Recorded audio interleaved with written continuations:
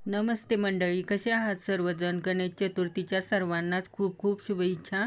तर आज गणपती बाप्पा येणार आहे, त्यासाठी मी उकडीचे मोदक बनवणार आहे. तांदळाच्या पिठाचे उकडीचे मोदक बनवायचे आहेत. सुंदर, सुबक आणि खूप टेस्टी असे. त्यासाठी हे सर्व साहित्य पाहून घ्या. कढईत मी 2 चमचे तूप टाकले. नंतर हा ओल्या नारळाचा खीस, एवढा खीस आहे, 3 नारळाचा खीस केला होता मी, तो टाकला.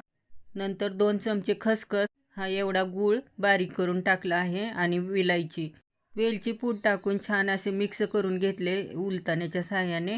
आता सारण आपल्याला छान असं भाजून घ्यायचं आहे.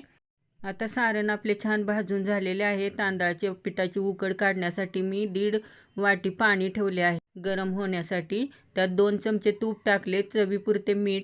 आता साधारण हे तांदूळ माझे 3 वाटी गच्च भरून तांदूळ आहेत. पाण्याला उकळी फुटल्यानंतर छान असे तांदळाचे पीठ त्यात मिक्स करून घ्यायचे. मी गॅस चालूच ठेवलेला आहे बारीक गॅसवर. असं चांगली उकड काढून घ्यायची. उकड चांगली काढली म्हणजे आपले मोदक चिरत नाहीत.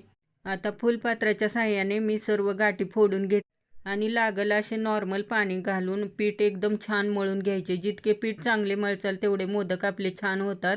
नाहीतर मोदक चिरतात बघा, चांगले येत नाहीत. त्यासाठी पीठ मळण्यासाठी मेहनत तर घ्यावीच लागते. आता मी एवढ्याला गोळ्या केलेल्या आहेत. त्या पातीला अशी वाटीचा आकार द्यायचा. हातानेच अशी वाटी बनवून घ्यायची. नंतर अशा कळ्या पाडून घ्यायच्या बोटाच्या साहाय्याने. त्यात भरपूर असं सारण टाकायचं. आता मी कळ्या पाडून झाल्यानंतर पाहू शकता सारण असं भरपूर टाकलेलं आहे. नंतर हलक्या हाताने आपल्याला मोदक बनवायचं आहे.